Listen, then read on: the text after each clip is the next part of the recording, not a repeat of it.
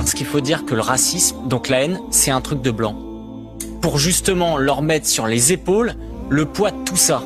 Parce qu'il y a ce discours victimaire de la colonisation. Ce qui fait que on se retrouve dans une situation où il y a un autre tabou qu'on n'est pas prêt à poser.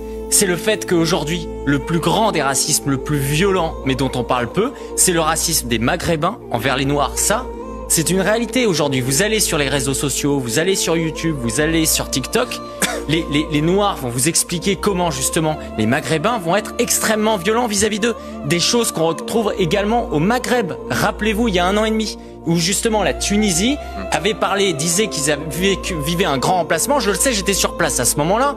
Et où du coup, toutes les personnalités subsahariennes se sont retrouvées devant les ambassades pour repartir chez elles. Où il y a eu, pour le coup, une chasse aux Noirs. Parce qu'ils accusaient les Noirs de manger des chats. Non mais, et quand on vient en parler justement, on nous dit non mais il faut pas. Parce qu'il faut forcément maintenir cette idée que c'est le blanc qui est coupable de tout. C'est le blanc. Et donc, il y a les bonnes et les mauvaises victimes aujourd'hui. Et Hervé Lebras, d'ailleurs, il est complètement paradoxal. C'est que c'est les gens qui vont vous dire pas de grand remplacement, il n'y a pas d'immigration de masse, etc. Et quand ils vont parler de quotas, ils vont dire ah non mais il faut répartir et mettre des quotas un peu à 50-50. Ok, ça veut dire quoi? Soit en fait il y a des populations d'origine immigrée et c'est pas forcément lié justement à la couleur qui sont majoritaires et dans ce cas-là faut le dire. Et dans ce cas-là si on met des quotas, faut prendre ça en compte. Soit c'est pas le cas.